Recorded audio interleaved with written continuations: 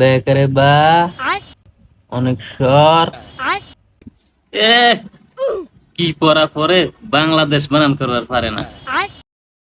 আমি বানান করতেছি, শোন। বেকারে বা ও ল দ ন বাংলাদেশ।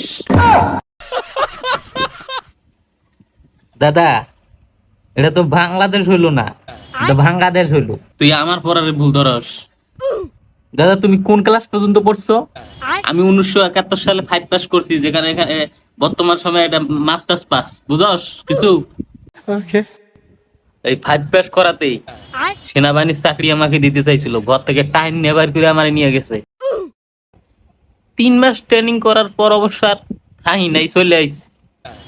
তো এখনো আমি যে পড়াশোনা করি, মাস্টার্স পাস ছেলেও আমার সাথে পারবো না।